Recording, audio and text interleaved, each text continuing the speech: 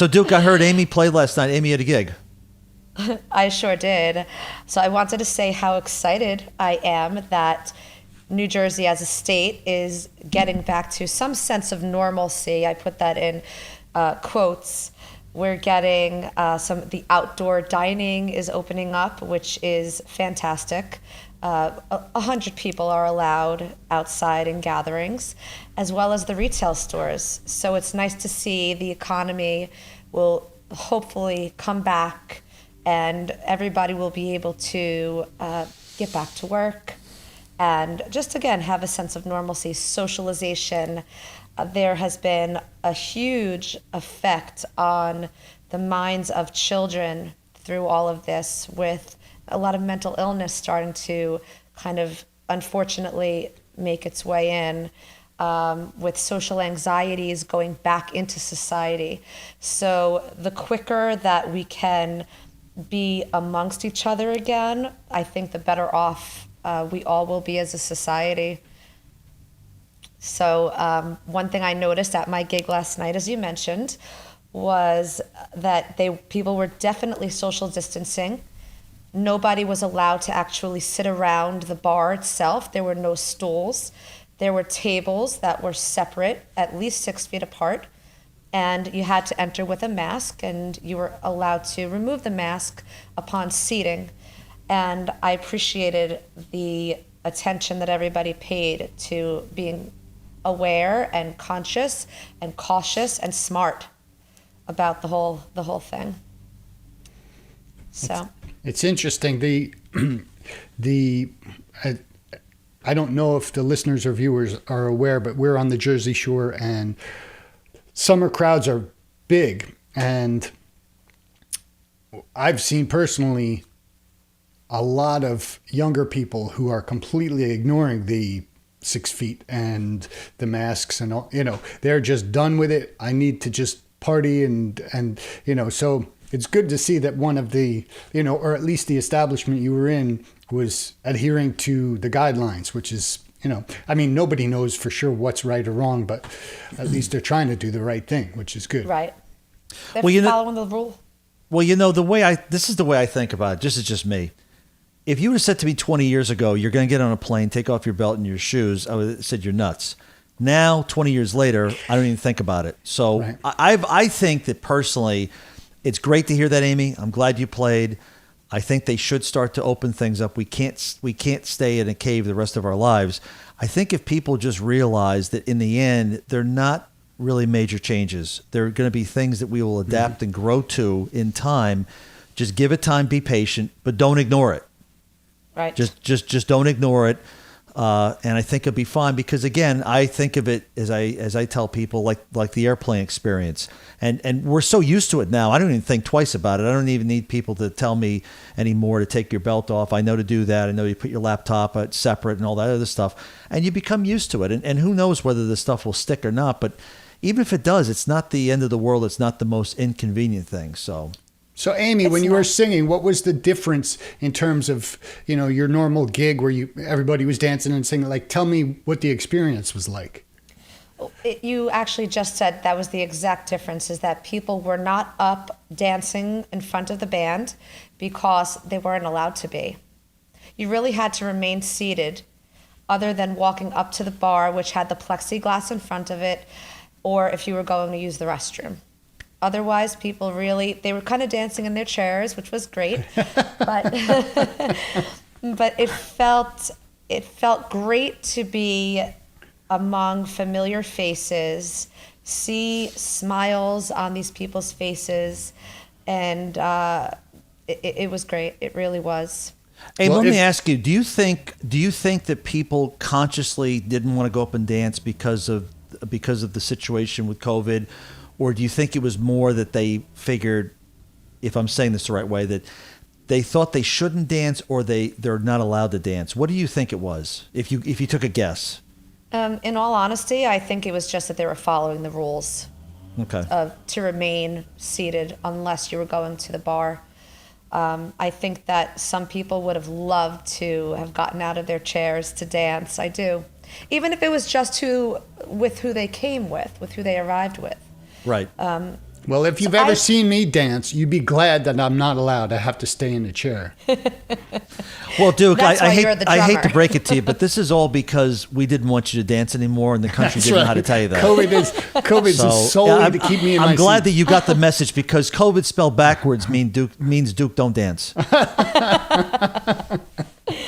I do have to really stress how happy I am, though, that the socializing with friends is allowed to happen again, because again, that mental illness that is starting to really, it's showing in a lot of people, and I'm glad to see that we're allowed to socialize again. For me, it's Because the exact opposite. When I start hanging with my friends, I get crazy. So. Well, speaking of socializing and speaking of things we haven't seen in a while, I think today's guest is going to be intriguing to me, because I haven't seen him in quite a while, several months as a matter of fact. And Duke, what are your thoughts on the game of ice hockey, professional ice hockey, that is? Hockey is one of the most exciting sporting experiences you can have. You don't have to know much about the sport to really, really enjoy it.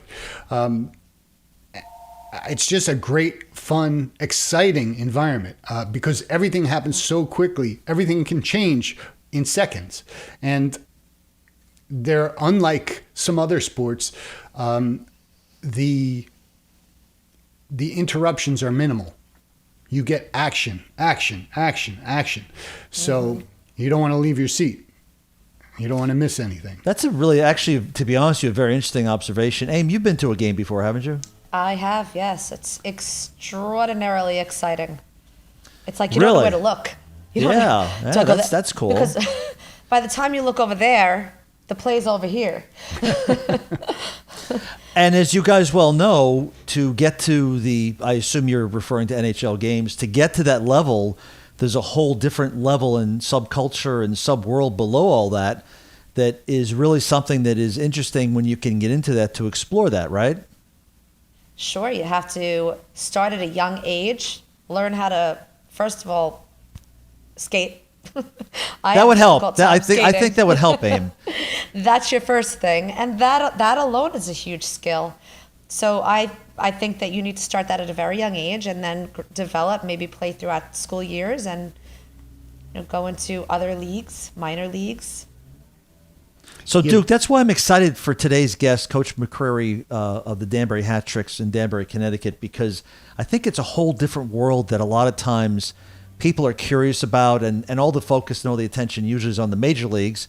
But there is a whole world that's separate that leads to that. Major league players just don't appear out of anywhere, I should say, and they have to go through, no matter what their talent level is, they go through significant training, development, and so forth, and education, and that comes from somewhere. And I think today we're going to find out what that world's about, right?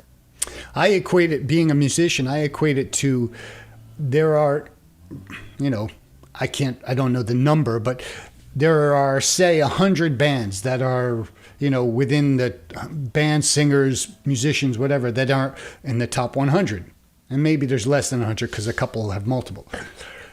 If you think of the hundreds of thousands of musicians, singers, artists that perform, you can choose 101 down to 5,001, and amongst those are some of the most amazing, incredible musicians, singers, songwriters, but they never quite make it. It's that small of a percentage that make it. So, which is a great point. Which is a great point, because if you extrapolate from that small percentage to the major leagues, it's even a smaller percentage. Yeah. Mm-hmm. And before you know it, you're just down to the cream of the cream of the cream of the crop. So I think to have the opportunity to talk to someone, particularly under the circumstances that we're all dealing with, because right now, Amy, you mentioned things are starting to open up, which is a great observation. Well, we're on the precipice of professional sports starting to open up. And it seems like there's a lot of, regardless of which sport you're into, there's a lot of interesting issues that are coming up. People don't know how it's going to develop, how it's going to turn out. So it really is a very apropos topic if you're at the major league level, at the minor league level, or anywhere else in between. Right. So, Duke, with that, I think I'm really excited to bring on Coach McCreary, who can talk about the Danbury Hat Tricks, his experience last year. Anyone knows in the minor league hockey world that they had a great year. And I want to explain to people that it wasn't a team that just simply has been around for 20 years. It's a team that just started in a new arena, in a refurbished arena with new management, new ownership. A lot of things that are new. And Duke, as you well know from, as you mentioned, in regardless of what type of business it is in the entertainment business, there's the business side, there's the sports side, there's the getting the players to play, there's maintaining the arena, there's all the logistics. There's a lot of stuff that goes into this. So it's a whole process at any level. Yeah. And to have the success that they had in year one is mind-blowing. Yeah, right off Fantastic. right off the bat, and then unfortunately have it come to an end. But that's the problem we all had to deal with. So, guys, I think what we should do is we should bring on the coach. He's humble. He's humble. My favorite coach. I think again, I would predict that you will see this man at higher levels in the years to come. But that's up to him. But I think we should bring him on and welcome him onto the podcast. What do you say, Aim? Looking forward to it. Are your skates tied? They sure are. Okay, Strapping. Duke, you're ready to go, right? You got that Zamboni under control? Let's roll. Okay, let's do it. In my opinion, one of the up-and-coming coaches. If you don't see him on ESPN within 5 years, I'll be shocked. Everyone, please welcome Coach McCreary. Coach, how are you today? Woo! Thank you for a few minutes. Yeah, I'm doing well, guys. I really appreciate you having me on. Now, Coach, you know what? Let's start with Danbury, Connecticut. Let's start with the Hat Tricks. You were the coach last year of the Hat Tricks, and it's the inaugural year of the team. It's the inaugural year of the arena. You have a brand new staff, brand new management led up there by my good friends Herm Sorcher and Chris Bonanno doing a great job. The team comes in first year, and we start off with the team's playing well, struggles a little bit maybe in the early beginning, and then all of a sudden somewhere in the middle of the season, you go on this streak where it goes 1 game, then 2 games, then 3 games, then 5, then 6, then 7, and gets into double digits. What a great year. I know it didn't finish, but talk about the excitement of the inaugural year that really kind of reminded me a little bit of the Vegas Knights. But how was that first year? You just had so much going on and so much success. And for the folks out there, I just want to point out, not only was Coach McCreary dealing with the team in its first year, new ownership, new arena, everything new, a lot going on. Coach, what were your thoughts on that first year that just had so much happening? Yeah, no, I mean, it was obviously a very exciting season for us. And just like any year, you ride the highs, you ride the lows. And like you mentioned, coming out of the gate, I think we lost 5 games in a row in our inaugural season. So we certainly had some work to do, and that obviously wasn't the standard that we were setting for ourselves. But we were able to make a few changes on the roster, brought a couple guys in, and we're able to get some guys down from the Southern Pro League. And once we found a couple more pieces, like you said, we were able to kind of settle in with our culture and who we were. And I think it was a pretty exciting product for anybody that was able to witness it. And yeah, the 11-game win streak, we talk about it a lot with our guys. We were kind of just riding off of energy. It was a period of time of, I think, 2 months where we were just having a blast coming to the rink. We were having a blast competing in practice. We were obviously having a blast on the road together, and getting in the DIA and the fan support there is second to none. So we certainly had a lot of help along the way, but it was a remarkable season. And, in my 30 odd years of being in this game, it was probably one of the most special teams, special groups that I was a part of. So I was very fortunate. Aim, I would almost think if you ask Coach McCreary, I wonder if you go to the arena every day and you think to yourself, okay, it's 10 games. We got 10 games. I wonder at some point when that streak kind of gets in your head a little bit, like we can't lose here, and feel a little extra pressure, Oh, yeah, definitely. I bet you feel that. But as long as you go in with that winning attitude. Coach, talk about that. Did that become a little bit of a almost I don't want to use the word distraction, but did that become something almost like you hear in baseball where you don't go near the pitcher on the bench when he's got the no-hitter going in the 7th inning. Talk about that in the locker room, because that streak was known league-wide. If I remember correctly, I think there was some mention on ESPN about it. It got a lot of notoriety. And how did you as a coach deal with that with the players, like not focusing on, like you said, not losing a game for 2 months is a long time. Right. Yeah. We were, the one thing that we had many things in that room and on that team, but we're very, very blessed to have good leadership in that room. So, the focus was never really on winning. The focus was on the process and how we prepare for our opponent on the weekend. And we tried not to vary that too much. And if there were times where things got a little stagnant and we needed to change some things up, the guys were very good at accepting a curveball from me and, then moving forward. So you have to find ways to keep them engaged and excited about the next opponents, no matter who you're playing. But I really think, and I tell the guys all the time, it has to do with their leadership. It certainly made my job much easier, having the guys with the right mindset and coming with the will to prepare and being professionals on and off the ice. And, those are all things that kind of led into that success that we had during that 2-month span. Duke, there also, for the people who don't know, the other thing that Coach McCreary had to deal with was moving players in and out a lot. Players would come up, they would move to as you said, to the Southern League. They could go to other leagues. That must be a little more difficult, Coach, for you that as opposed to maybe coaching in the NHL where your lineup is consistent the whole year and you're constantly moving in players. How do you deal with that all the time? No, it was definitely a challenge because once we started to have success, everybody starts calling. So, the 4 games in a row turns into 5 and 6. And then you notice that your roster is starting to dwindle down because, the Southern Pro League, the East Coast League, in a couple instances, they're calling for your guys.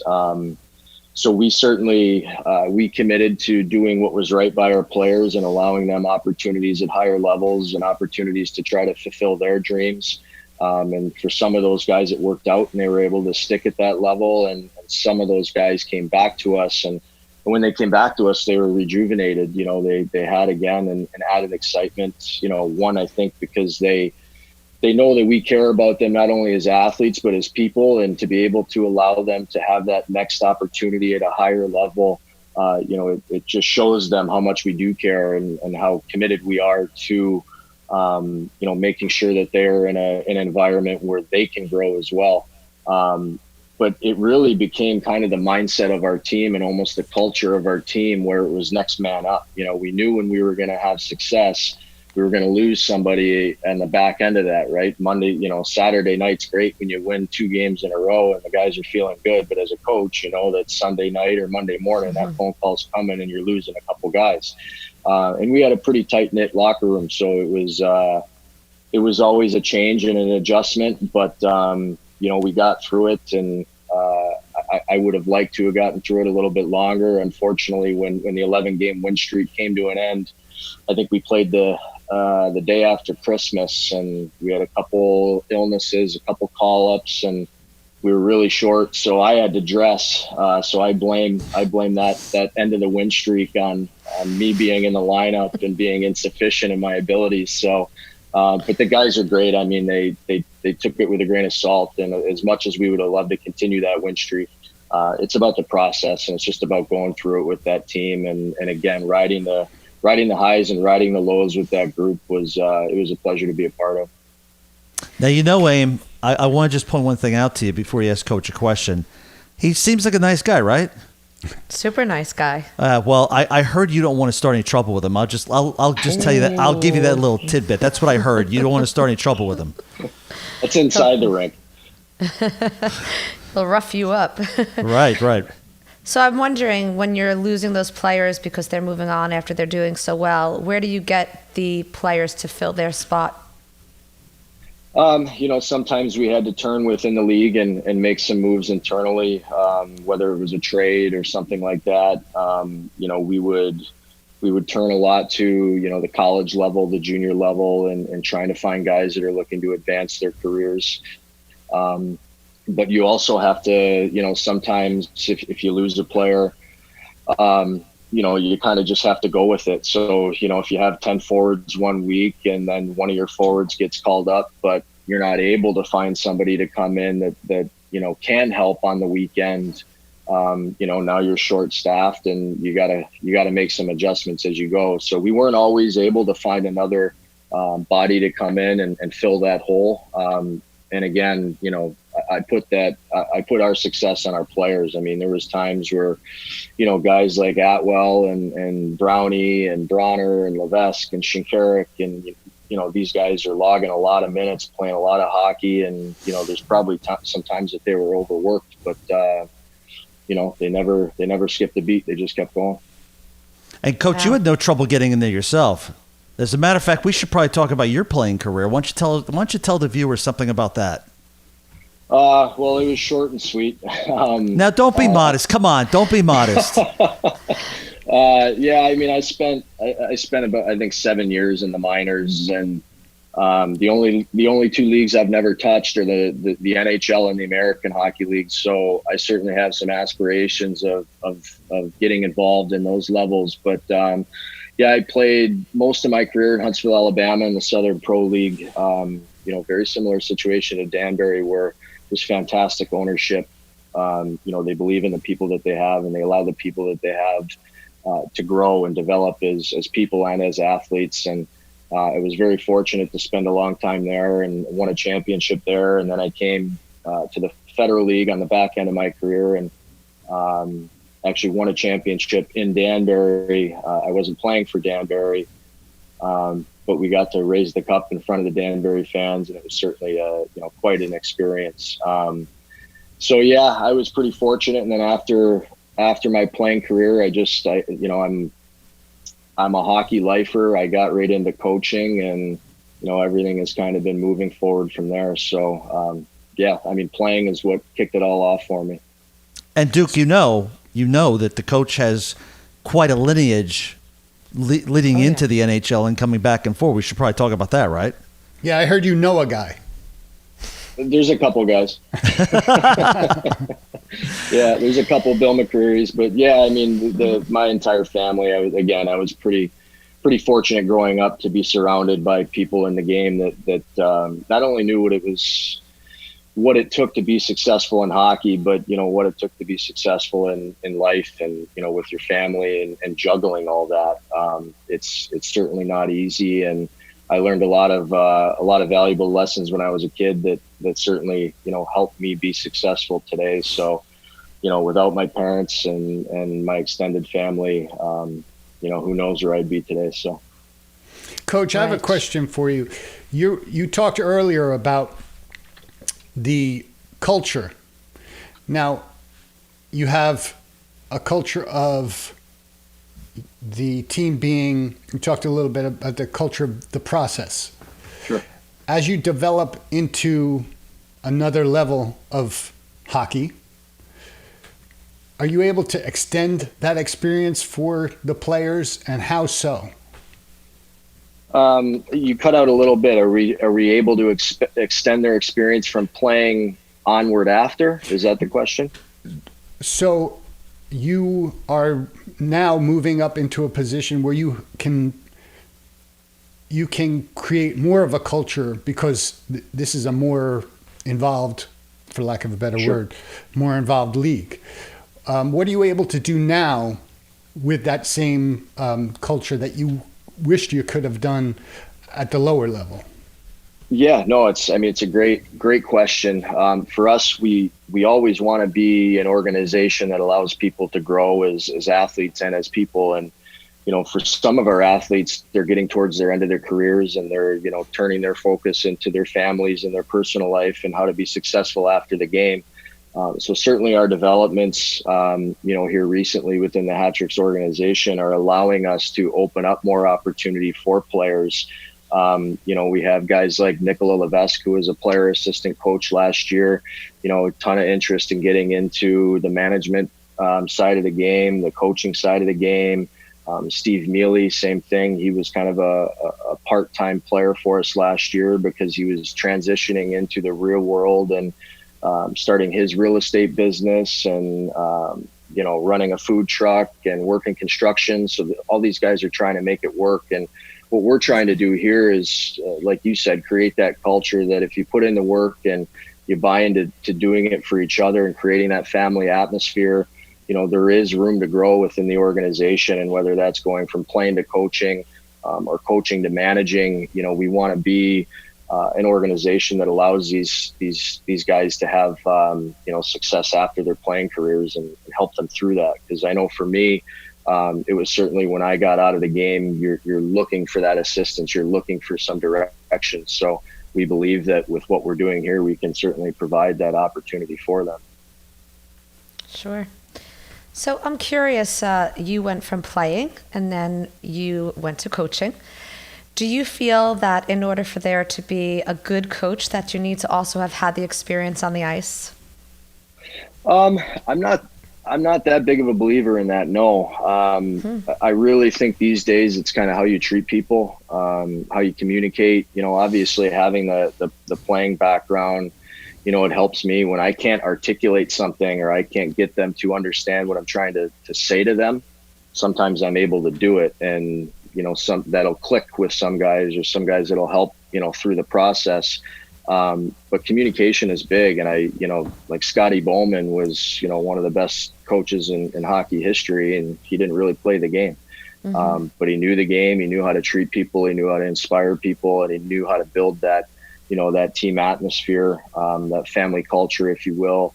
And he knew how to get the best out of his players. And to me, that's all just knowing, understanding the people in your organization and how to drive them. So for us, we really want to, dive into the guys that we have and who they are and what makes them tick and, what they're afraid of, and try to get rid of their fears and support them and allow them to be a little bit more free when they play, and try to give them a little bit more success. And when they have more success as individuals, now we have more success as a team. Coach, before we got on, Amy and I were talking, and she raised a great question. If you are an exceptional player in the NHL, does that necessarily, or any level, does that necessarily mean you're going to be an exceptional coach?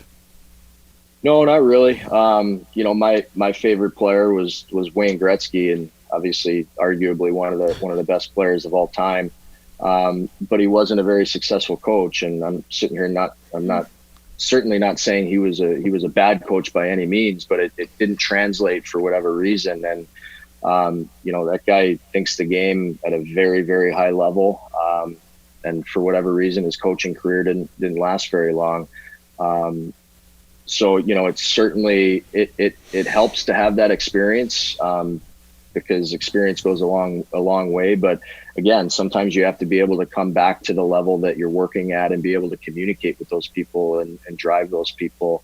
And sometimes it translates, sometimes it doesn't.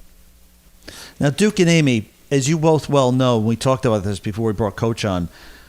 Coach has an announcement which has been out on social media now for 2 days. And Coach, you're moving. I don't know if some of our viewers know, but you're moving now from the Hat Tricks, where you're going to remain as general manager. You're going to move to the coach of the NAHL Junior Hat Tricks in Danbury, right? That's correct. Yes. And this is a different level and a different experience. Why don't you talk about that? Because as I've told Duke and Amy, there's a very good chance if you go to an NAHL game anywhere in the country, there's a very good chance you're going to see the next Division I player, definitely some future NHL players. Mike Modano, Ben Bishop came out of the NAHL. So you're really, even though they're very young, you're seeing the future. Talk about the difference between working with the Hat Tricks and now going to the Junior Hat Tricks and getting into the NAHL, how you're going to impact the future.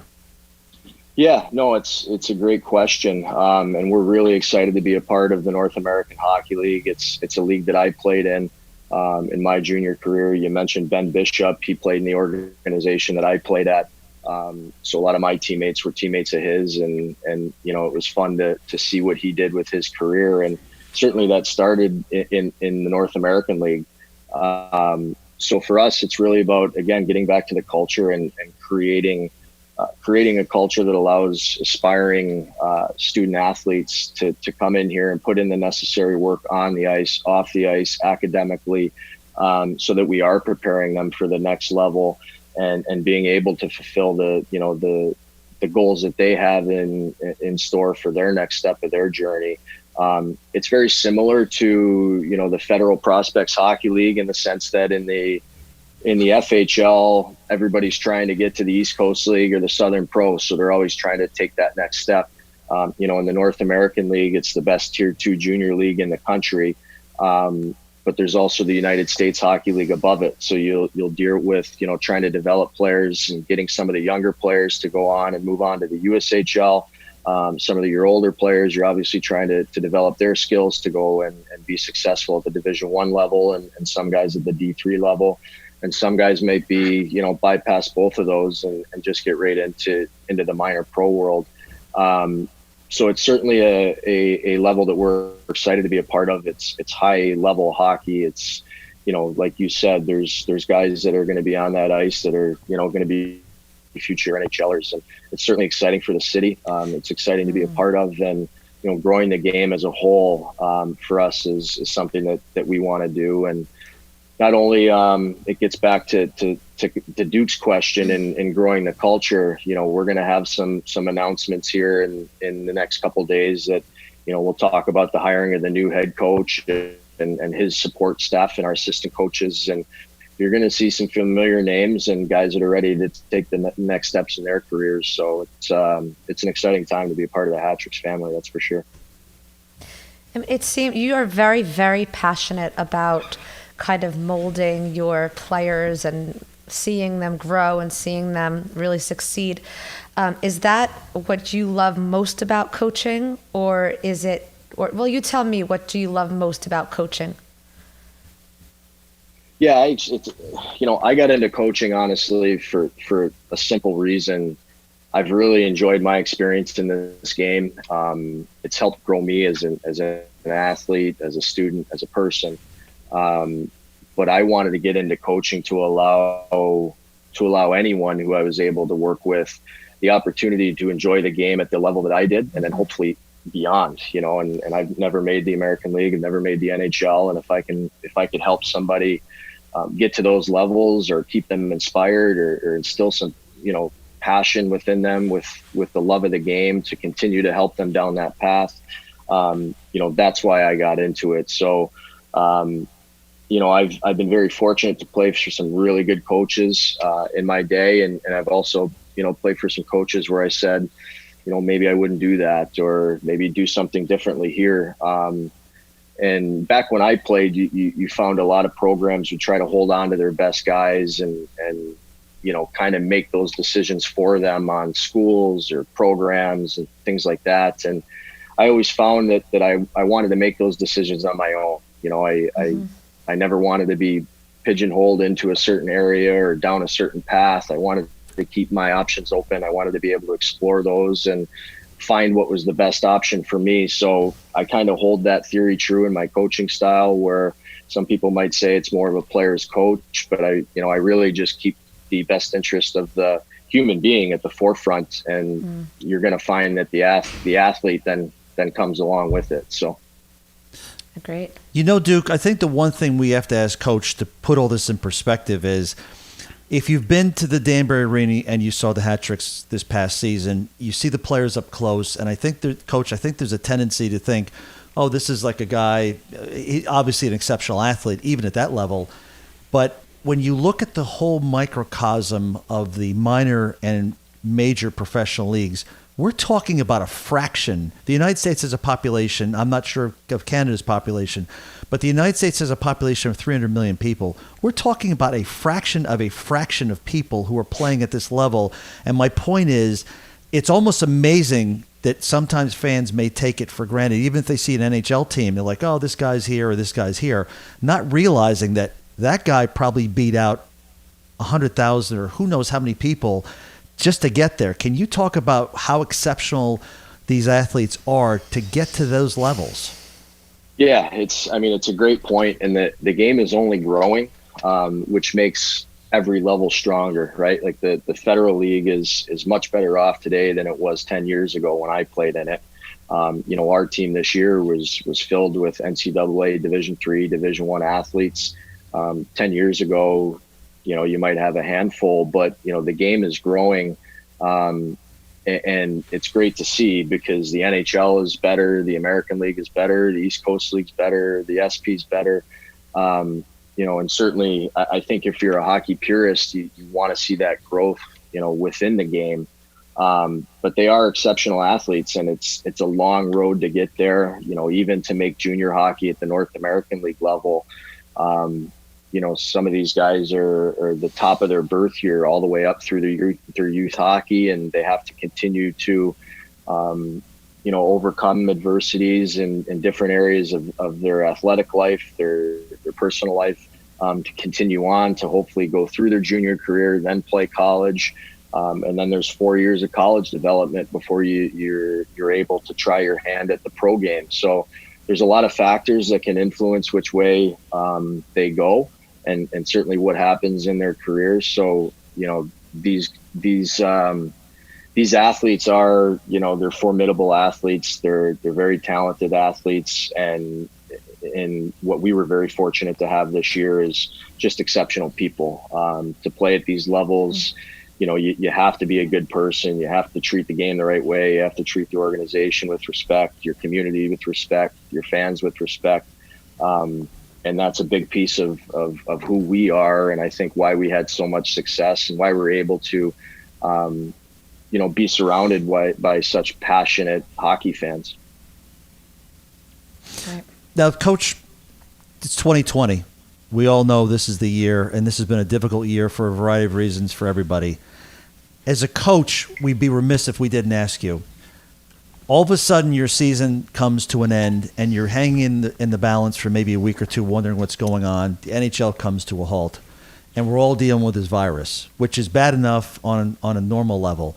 You're now in a sport, a professional sport, where you're looking at even the major leagues with all their resources, with all their money. Even they can't get on the same page. I mean, Major League Baseball can't even come to an agreement, but that's a separate issue. But can you talk about now what type of wrinkle for every coach, for every organization now, the coronavirus and the situation we're all dealing with about restarting, and even talk about with the hat tricks when you realized, okay, we've got to shut this down and we're not going further. But how has this changed your job? And how do you envision, no one knows, but how do you envision from your vantage point, how is this going to change? Is it going to change everything going forward? Will it ever go back to normal? Yeah, I mean, I think, in my opinion, it's going to change everything moving forward. But I've always been a big believer that the best ability is adaptability, especially if you want to stay in this game for a long time. And this has kind of just reminded me of that. You can plan for everything, and we certainly did that last year. And I thought we had a great plan in place, and we were executing the plan that we did have in place, and things were going very well for us. And then the virus happened, and it just completely derails everything. So moving forward, you obviously have that in the back of your mind. You're kind of always ready for. You're always ready to have a plan B, a plan C, or even a plan D in your back pocket, because you just don't know what's going to happen. And everything changes day to day, week to week, month to month. I know there's a lot of organizations that when COVID hit, at the minor pro level, they were affected, on a level of financially that cost them thousands and thousands and hundreds of thousands of dollars. So people are going to have to work through that, and organizations are going to have to work through that. I hope that at all levels, organizations are going to continue to be able to operate.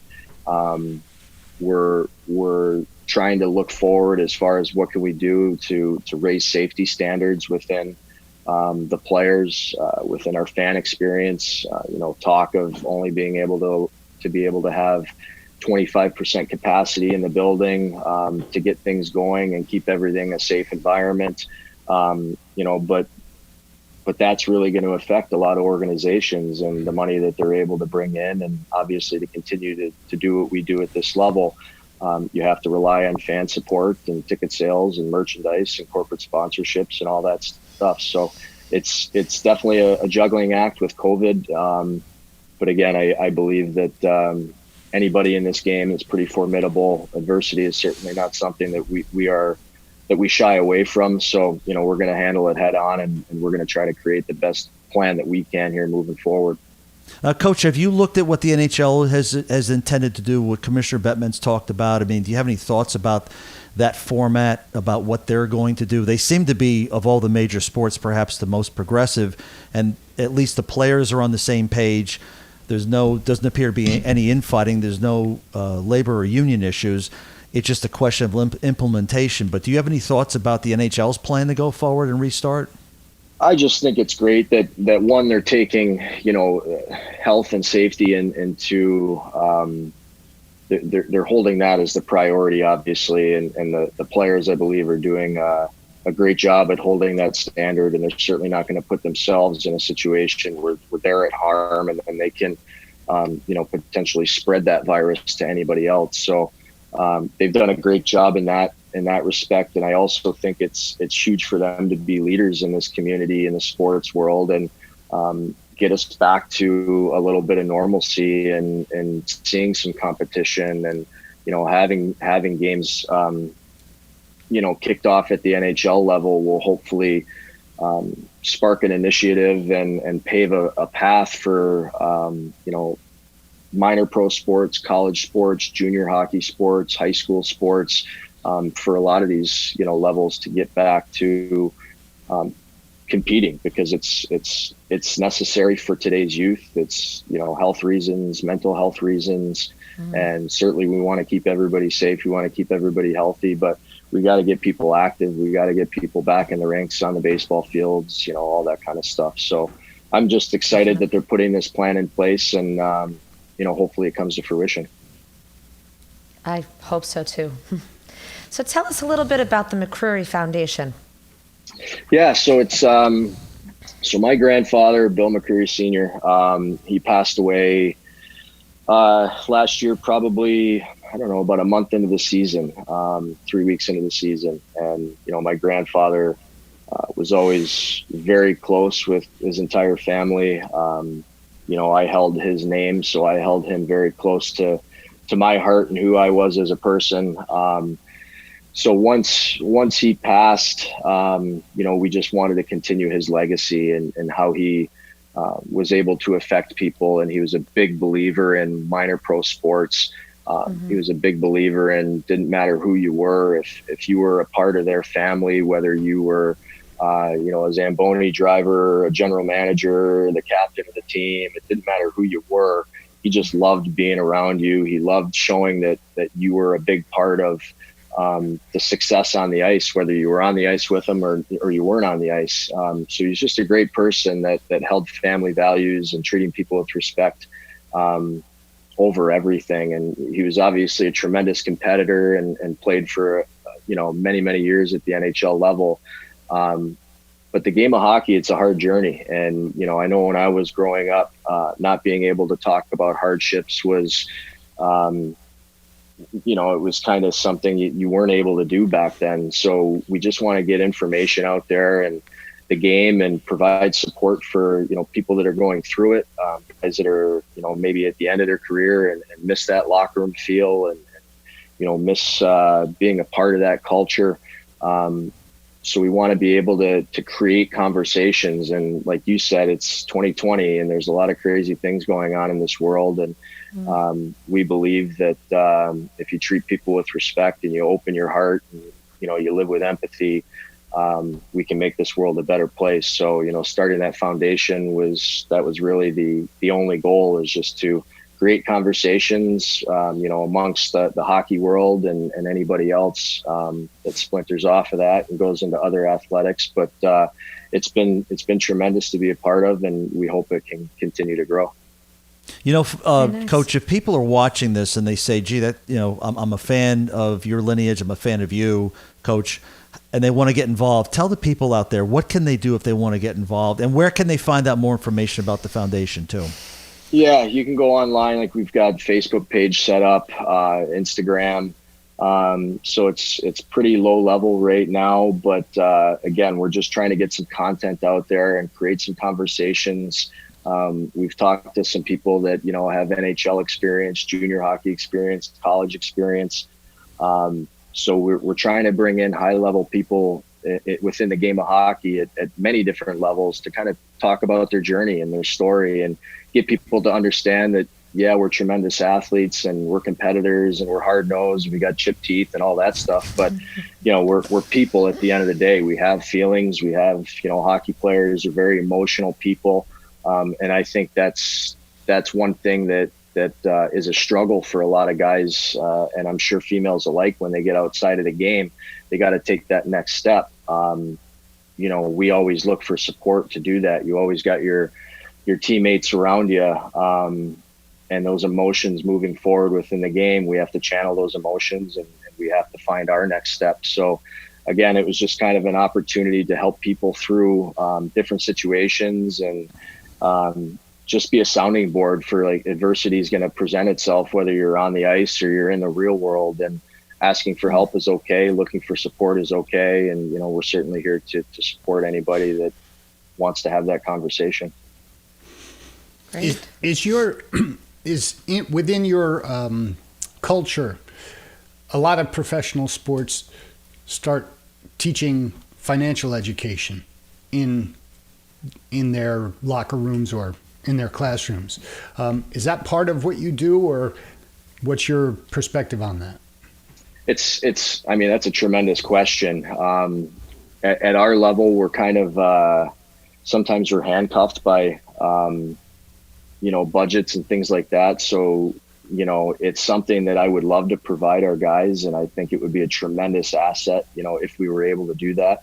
We didn't really have that last year. The guys did know that, my office was an open door policy. So whether they wanted to talk about hockey or financial issues, definitely those things, they come up at the minor pro level. These guys aren't making a lot of money.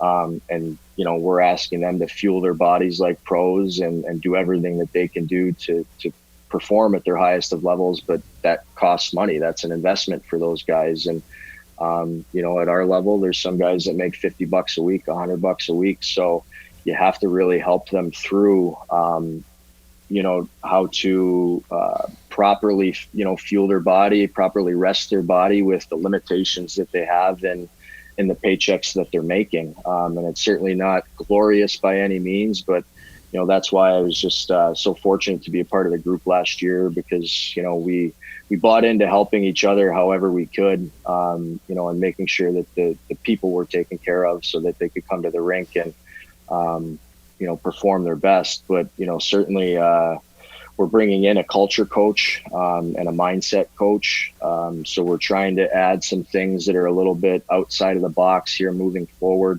But I think that piece, it's a huge piece of that puzzle when these guys transition out of the game. Coach, you talked about, again, a lot of people are critical of 2020 because of the virus and some of the social issues we've had. But by the same token, going into the Danbury Arena, just for example, we've got the Connecticut Whale, which is a very good female team. The Hat Tricks had some minority players on it. There's a lot of other issues off the ice which come in now. Those are new issues, though. There's been a lot of positive and a lot of progress as well. Can you talk about those issues and how everything's kind of, on one hand, people say there's difficulty, but on the other hand, there really is progress for a lot of different groups of people and different types of people. No, 100%. And I think what's great about our organization and the cultures that we're building, and, Colton Orr over at the Whale, the leadership is definitely there, and creating that conversation and being open to that change, I think, is something that we can almost lead that. And, we have tremendous people in this building. And I think if we are a little bit forward thinking that we can lead that charge. I'd love to do some things with the Whale and the Hat Tricks, and getting them both involved together and growing the game for boys and girls alike. And that's kind of what we're all about here in Danbury. And that's what we're, it's almost what our mission is to grow the game on a grander scale. And, we certainly started at the pro level. Now it's going to the junior level. We're trying to grow the youth game. So it's going to be a bit of a process, but, with the Hat Tricks, the Connecticut Whale, and the leadership that we have, I really think that there's some fun things that we can do when we put our heads together here and create some ideas for how we can make it a more inclusive sport, a sport that is welcoming to everybody, and certainly living by that culture, not just saying that's who we are. Now, Coach, I'm going to put you on the spot. There was a lot of scuttlebutt throughout the league that the finals, and if you could answer this, but I have to ask you this. There's a lot of scuttlebutt that most people thought it would be the Hat Tricks and the Carolina Thunderbirds in the finals. Are you allowed to say anything about that? Forget about who would win, but do you think that's where, if you took your crystal ball out, do you think that's where you were going to be? I would say that would probably be the final matchup. I'm not going to discredit Elmira by any means. They're a very very good hockey club, and we would certainly have some work to do to get through them. But we were confident in our group, extremely confident in our group and the characters and the character that lived in that room. So, I would have loved to see Carolina in the finals, going 6-1 against them in the regular season. It certainly doesn't say that's going to translate to the postseason, but we were very comfortable playing them. We understood who they were and their makeup. And every time we played them, we had a game plan, and the guys got up for that. And, we had a lot of success against them. So I would love to think that we would have played them, because I think we would have had that same success. Amy, did you notice how Coach is smiling now the minute he talks about competition? Did you notice his whole facial expression changed? It's starting to go a little bit. It's in the heart. You can't help that. Memo to Amy, I wouldn't cross-check. That means hit him with the stick. I wouldn't hit him with the stick in the back. Oh, I would never even dream of doing that. Now, Coach, Duke's been known to drop the gloves. You know that, right? I can see that. The number one question I hear that I don't understand where it comes from whenever you mention the arena, people always ask me, what is it like to drive the Zamboni? I've never driven one. Have you? Nope. You've never driven one? I would never want to go through the end wall and not be responsible for not being able to play. Now, switching over to music, Duke, there is a picture which I will provide to you online. I was playing with a band up in the arena, and lo and behold, this young man comes behind me and says, "Can I sit behind your drums?" Coach, who was that? I thought that was my shot. Well, that was your shot. That was your shot. And, we got to talk about style. Aim, we're going to put a picture up when this podcast appears. Coach, what's up with the hat? Is that going to be your motif going forward? Do you think that is your look? I'm really glad you asked that question. I'd kind of thought about what to do, with the Hat Tricks name, and, do you provide a little excitement for the fans and wear a hat, something like that. Like, I'm a hat guy. But it goes back to my grandpa, and at his funeral, I was gifted that hat. Wow. And it was given to him back when he played for the Guelph Biltmore Mad Hatters back in, I think, like the 50s, like 54 or something like that.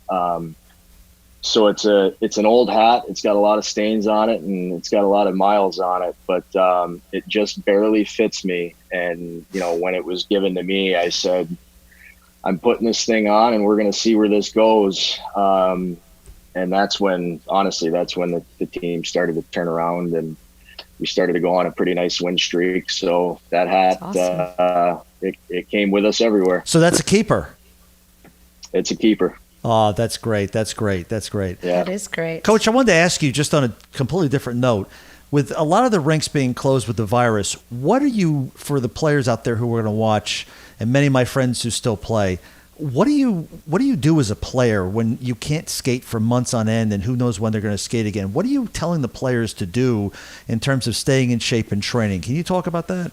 Yeah, well, the good thing for hockey guys is we're used to injuries, and I kind of, anytime I'm talking to our players, that's really the only way we address it. Is this is kind of like just being on the IR. You don't know how long you're going to be on. You go into the broken bone, and the doctor says 4 to 6 weeks. And same thing with COVID. It's like we're shut down, and hopefully we'll reopen in August. And hopefully August comes, and we're able to get back to some sort of semblance. But you just have to stay right mentally, and you have to do what you can physically to stay ready. And whether that opportunity comes in July, whether it comes in August, or whether it comes in November, we have to mentally be ready to fight our battles every day, and fueling our body right, and getting the workouts in that we can with the restrictions that we have within the gyms and all of that kind of stuff. But, again, we have to be adaptable. We have to be a little forward thinking, get outside of the box a little bit. And for us, it's really no different than having to go through, the process of recovering from an injury or something like that within the sports world. So we're certainly not shy to that fact. I want to just ask kind of a different question. Was there ever a sport other than hockey that interested you at such a high level to play? I don't think so. I mean, I tried everything. I played basketball, I think, in 6th grade, and I scored 1 basket all year. So I was like, this one isn't for me. Baseball, tried it for a couple of years, and then once like 13 hit and the ball started really humming across the plate, I wasn't interested anymore. I couldn't hit. I could run, but that was about it. So that one was out. Tried lacrosse, but too much running for me. And so I tried my hand, but hockey was just something that I wanted to do every second of every day. I'd wear my skates around the house. I'd sleep with my hockey stick. I was just I was a hockey nerd through and through. Do you think that a lot of that is just a genetic disposition, or do you think it just you just had the love because it kind of is in the lineage, or do you think that it's in your blood? It's a good question. I mean, I definitely think it's in the blood. But each and every person is different. You have to have that inspiration internally. So I'm very thankful for the McCrearys and everybody that came before me. But I also believe that, what I'm doing here today is solely because of who I am and the work that I want to put in. And, people definitely influenced me, and I tried to take the good and the bad from everything. But I'm pretty lucky to be in the family that I'm in, but I also like to think that, I'm paving my own way. Definitely. So Coach, I'm sorry. Go ahead. I'm sorry. That's okay. This will be a quick one. Can you visualize yourself doing anything other than hockey? So not necessarily sports related, but if you were not involved in hockey, what can you see yourself doing as a profession, if anything? I don't think anything, to be honest with you. I've always wanted to be involved in the game, and there's been times where, the game hasn't provided me a paycheck and the opportunity to make a living. So, I've done everything from washed dishes, I've landscaped, I cleaned up the oil spill in the Gulf when that happened way back then. So, wow. I've done what I can to keep myself moving forward. But hockey always finds a way to get back into my life and remain in my life. And I've been pretty lucky the last, 7 years since I've retired to be able to make a living in this game. And I like to kind of throw it back in my mom's face a little bit, because she's always said when I was a kid, you can't play hockey forever, and you got to go to school, and all true, but I'm doing hockey forever. So that's my plan. Good for you. Yeah. That's awesome. So you're clearly, you have a clear focus of the things that are important to you. And you clearly take it very seriously. I'm curious to your humor. Like, give me your top 3 movies that make you laugh. Ooh, good question. I'd have to say like Dumb and Dumber, going back to those days. Any Jim Carrey movie I'm a huge fan of. Chris Farley, Adam Sandler, all those guys were pretty influential for me as far as, comedy is concerned and all that kind of stuff. So, Jeff Daniels, I actually coached his kid in a few summer camps back in Michigan. So I got to meet him personally after he made Dumb and Dumber and all that kind of stuff. So, that's kind of where, my humor lies, I guess. Well, let me follow up with that. Coach, where were you born?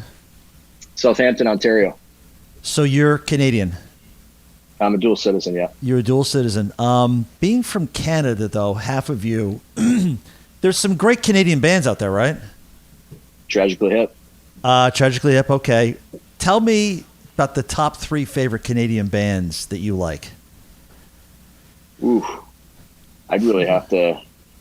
Just the ones that about come to your that. mind. The ones that come to your mind. I mean, the Hip would be first and foremost. I think they're probably the only band that I would consider, a Canadian band. I think it wasn't Celine Dion Canadian. Yes. I would have to honestly think about the musicians that were Canadian. Well, to answer that are there question. any bands from Canada that start with R, the letter R, that you like? Oh, Rush. Yes, Rush. He's What do you not mean Rush? directing you. He's not There you directing you. Trust me. There you go. I need direction. I need outside of the game. I need that direction. Now you got to tell us. And we know how big they are in America. It's kind of an inside joke with the three of us. But in Canada, are they like the Led Zeppelin of Canada? Are they the Beatles of Canada? Rush. Yes. Yeah, definitely. Like I would say that they're definitely like the Beatles of Canada. The Tragically Hip is, I think maybe recently almost even like taken over a little bit with like the younger generation and all that kind of stuff. And obviously with Gord's passing, that brought a lot of focus to our nation and that band. And the tour that they were on was pretty inspirational for everything he was going through. So I love the Hip, love Rush. Yeah. And growing up and being a dual citizen, that must be a very interesting experience, because it just, even though we're neighbors, they're different cultures, aren't they? Although I guess in 100%. hockey they start to reach common ground though. Yeah, I mean, yes and no. Like they're big time rivals in the game of hockey. But yeah, you could, me as a kid, I could definitely see the cultural differences. Even growing up, like I had a cottage back in Southampton, and I'd pretty much spend my summers there, and then I'd spend my fall and winter in the States. And I love being in Canada. I love the communities there. I love the way that they open their doors to people. They open their hearts to people, and that's kind of how I was raised. So I'm just a big believer in their culture and how they treat people. And the funny thing that I always love talking to professionals like you is the one thing that always lights up the player, male or female, is when you ask them about pond hockey, right? Going back, Yeah. see the way you lit up, going back to their childhood of you must have. I don't know if you played on lakes, but you certainly played on ponds, and that was the real deal. Like Montreal, all those, you go anywhere up there, it's the real deal. Oh yeah. I mean, you skate in the rivers, the lakes, the ponds up there. There's really no feeling like it. I just get chills thinking about it. If I could get in my car and cross that border right now and find a frozen lake with, 5 or 6 hockey players, no matter the age or gender, like let's get out there and have some fun, because it's just, it's about being in love with where you are, being in love with the game, the people around you, and enjoying the moment. And obviously there's a competitive aspect to it, but we all end up, we play the game just because we love it from the bottom of our hearts as a kid, right? You don't play the game because it's hard and it's a grind. You play it because you love it and you want to get better. And those memories they hold strongly in our hearts and our minds. And like I said, hockey people are pretty emotional people. So, you tug on their heartstrings a little bit, they'll light up. When did you move to the States? I was pretty young.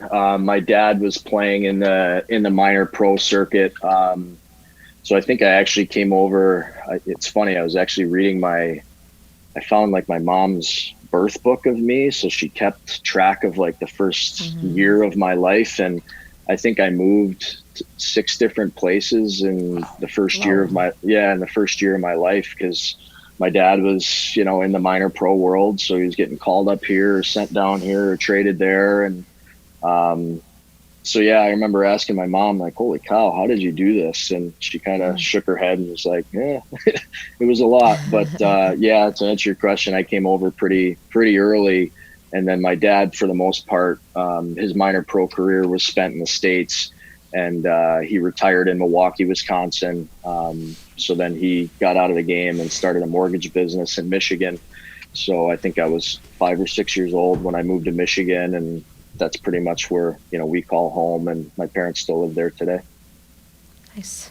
Coach, I want to ask you a really off-the-wall question that people have asked me. When you think about it, and I know you played for so long, you may just take it for granted, but when you think about it, Amy, from a physical or physiological point of view, the game is played where your two surfaces on each skate, your skates are beveled out or hollowed out. They're probably the thickness of a piece of paper. You're on a slippery surface. Chances are you weigh 200 pounds against other people who weigh 200 pounds or maybe somewhere around that level, and they're coming at you maybe 20, 30 miles an hour. And Coach, if I'm correct, I think I read a study years ago that said that the average player in an average game, in a professional game, may have the puck on their stick perhaps 30 to 40 seconds, if even that. Unlike basketball, for example, where you're dribbling and you may have the ball and touch the balls many times a game. There are many times when I'll look at the score sheet, even for a game, and you'll see the player played a lot of ice time and had one shot on goal. What do you think it is about this game that appears to be so attractive to people that I noticed with kids? Once they get into it, not to disparage other sports, they're hooked. Whether they touch the puck or not, no matter what's going on, even if the team's not that good, they just seem to be hooked. And I also noticed that here in America, you're seeing a lot of men play much later in life. Mm-hmm. Yeah, no, I think, honestly, I think it's the love for just the skating portion that really drives us forward, because when you're a kid, it's the first thing you learn, and I'll never forget not being able to lift the puck for like what felt like the first 10 years of my life. And it was so frustrating, and I couldn't do it. And there was other people that could. But I just love being on the ice. I love falling down. I love getting up, and just that the love for hearing, to your point, when you're talking about the edges on the steals, hearing your steals rip the ice, and just hearing, having that, smelling the fresh ice and hearing the blades tear through the ice. Like, it was just an all-encompassing love for the game, really. And it's a game where I think people understand that, all roads essentially lead to adult hockey, right? Like, everybody's going to play men's league sometime. And as long as you can enjoy the process and play this game for as long as possible, you see people that are starting the game later.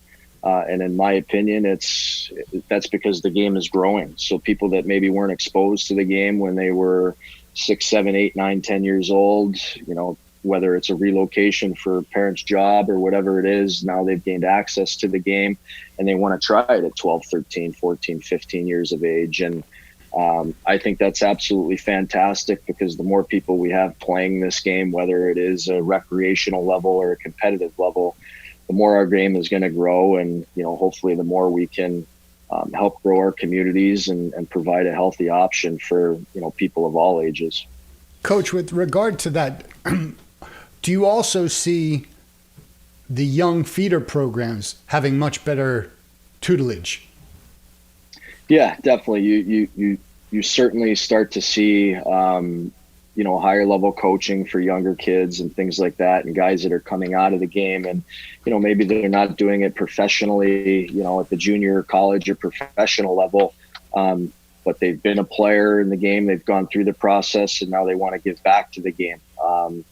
And those people they're huge for this game, because teaching our kids how to play the game the right way, how to treat people the right way, how to be coachable, having that work ethic and instilling those values, that's huge. So having the guys and females and males both that have that experience and can then give back to our youth, it's only going to grow the foundation of our sport. And that foundation, hopefully keeps on advancing and pushing up and growing the game at all levels. So speaking about youth, do you have any children of your own? I do not. No. Okay. Coach, would you be uncomfortable if you had a child coaching a boy or a girl? It's the only thing I feel like I'm meant to do other than be a hockey guy. I would absolutely love to, have the opportunity to coach a son or a daughter. My dad coached me till I was about 16 years old. And, I think he did a great job as long, as hard as he was on me. It certainly instilled the right values. And again, I had to earn everything for myself, and nothing was given to me by any means. And I'd love to carry that on to, my son or daughter, hopefully in the future. Did you ever give your father attitude when you was your coach? Yep. Oh yeah. Yeah. We had our spats for sure. I called him a jerk. Yeah. I called him a jerk one time on the bench, and then he had a few choice words for me. And he essentially kicked me off the ice. He said, well, if that's how you're going to talk to me, get the, what out of here. Oh yeah. And I think I was 12 years old. So I was, I had my moments for sure. And I remember looking around when he's kicking me off the bench and the play's going on, and, to the right of me is all cement. And as a hockey player, you can't walk on cement. You'll ruin your skates. So I kind of looked back at him. I said, the play's going on. Where do you expect me to go? And he said, walk your ass across the cement. And I remember looking and seeing the look in his eye and being like, oh no, I have to do this. And I'll never forget it. Yeah, I'll never forget it, because I crawled across the cement, and I'll never forget a bunch of the moms coming running across saying, what happened? What happened? My dad's a jerk and all this, that, the other thing. They were on my side, but I later learned that that wasn't good, wasn't acceptable. I've had similar experience, not at such a high level, coaching my own son for soccer, and it's Yeah. What's your biggest challenge there? It's the attitude. It's just that he can't separate the fact that mom or dad is coaching, and that he is one of ours on the field, and that is it. He is not my son at that point. He will not get favoritism, special treatment in any form. Yep. Yeah, 100%. It's funny you say that. I've obviously never coached a son or a daughter, but I've coached a cousin of mine, and I've coached a best friend of mine too, and Nikki Niedert, and I hold those guys kind of like family too.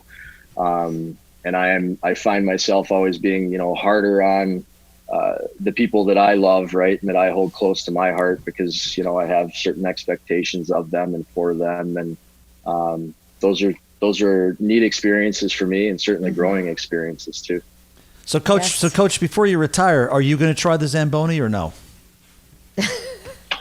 I don't know. I think my services might be needed over there. So who knows? I like to help anywhere I can. Good enough. Well, Coach, listen, we had so much fun talking to you today. It was such a pleasure watching the team last year. It seemed like every week there was something going on. You had it going on in the front office, on the ice, in the broadcast booth. The fans were showing up. The games were crazy. So we just hope and pray that returns sooner than possible. Congratulations on the NAHL coaching position. You're really going to have your hands on the future of hockey, and that must be for you so rewarding. Not that the hat tricks were not, but this is really special. You're still going to be the GM of the hat tricks. You're in the arena that I don't know how in the world Herm fills all those slots. He's got 10 people applying for one slot, so I don't know how he schedules the ice. But we really enjoyed having you on. It was a great first year, and we're looking forward to so much more. And I know if someone can solve putting the virus and all the fannies in the seats, you're going to be able to do it. So it was so great to have you on, and I'm glad you realize you do like Rush. Billy, are you on Instagram? I am, yeah. What's your Instagram name? I think it's McCreary15. So okay. BMCCREARY 15. Great. Thank you. Yeah. I think Ken's on mine, so you could probably find me through him. Fantastic. Coach, we wish you nothing but the best. It's going to be, I know one way or another, it's going to be a great season. I'm so excited for the NA. That's going to be fantastic. Really going to be fantastic. We're thrilled, and thank you guys so much for having me on and being able to talk about who we are and kind of what we're about and trying to grow the game in this area. So thank you very much for the opportunity. My takeaway is besides his passion for the game, he just wants to do good by everyone. He really wants everybody to succeed. And to me, that's a great leader, Agreed. Well, I think Amy, you pointed this out several times, and Duke, that's a great observation, because you could tell from listening to Coach, and you could see why the players. You can imagine why a player would like him so much. Mm-hmm. You feel that when he talks to you, he's genuine. So if he says you're doing this wrong, he's not trying to belittle you or unnecessarily criticize you. He means it from the heart. But by the same token, he's not afraid to tell you if you're doing this wrong, you need to do this right to make it, and or to get to a different level or to accomplish a certain goal. So I think you're right. One of the things that I agree with you, Duke, that came through was his passion, Amy, as you pointed out, is crystal clear. But the man is very genuine in what he does, and I could just imagine if you're a player, you learn. And Duke, as you pointed out, you had some great questions you asked him. You learn so much on and off the ice. Yeah, and he genuinely cares about other people. And when he explained what really makes a good coach, it's not necessarily, having been a great player. It's really just knowing how to deal with people in general, personalities, see who is driven, and how to really find exactly what makes that person go. I appreciated that very much. Yeah. I loved his humility. Someone that successful and that humble. It's really great to see. It is, because I don't know about you guys. I did not, which I knew this ahead of time, but I didn't detect one sliver of arrogance whatsoever. Oh my gosh, no. Mm-hmm. Quite the opposite. Quite the opposite. Absolutely. Yeah. Which has to inspire you, I would think, as a player to realize and be a great model that if this man has had this much success, if this man's lineage, his family's had this much success, and he's going to come in with no baggage, then who am I, if you're a player, to say, the player must say to him or herself, then who am I to bring in my baggage? Which is a great, Amy, you talked about that at the very top with things opening up. What a great role model that is, I think. Definitely. Fantastic role model. Follow Billy McCreary on Instagram. He will put the link in the show notes, and we have some exciting shows coming up. We have, if you're a country music fan, we have some exciting guests coming our way. So be sure to stay tuned. We always do. We always do. And Amy, what do we want to say to the viewers and listeners? Please check us out on Facebook at the Upbeat Hang, as well as on Instagram, Upbeat Hang Podcast. And Facebook. Yep. Mentioned Facebook. Yep, and Facebook. And if you have any kind of recommendation, something that you would like to hear, even a suggestion of a guest, please leave us some kind of a message on either the Facebook Upbeat Hang Podcast, or send us a message on email. And just so you all know, it would really help us to give us some kind of 5 stars. I'm just kidding. If you like the show, please, because it helps us with our ratings. That's terrific. Absolutely. So listen, guys, Amy, Duke, I had so much fun talking to this gentleman today. I did too. It was wonderful to find out all the stuff that they do. It's just amazing. But to you, the viewers and the listeners, thank you so much for watching and listening. We had such a great time with this today. We hope you enjoyed it. And Duke, I'll see you at the rink, right? Yes, you will. Okay. Amy, are you coming, or are you driving Sure, the Zamboni? why not? I got to drive that Zamboni. I got to get on that thing. I want a hat. You want the hat. Yeah, that was a cool hat. Yeah, it was a very cool hat. That was a great story, too. Yes. Well, we'll put that. Hopefully, you guys got a chance to check that out in the podcast. We put the picture up. So hopefully you enjoyed that. It's great to hear that story and so many more. So Yes. Again, Duke and Amy, great to see you guys again. Amy, good luck with more gigs, and we hope to talk to you guys down the road.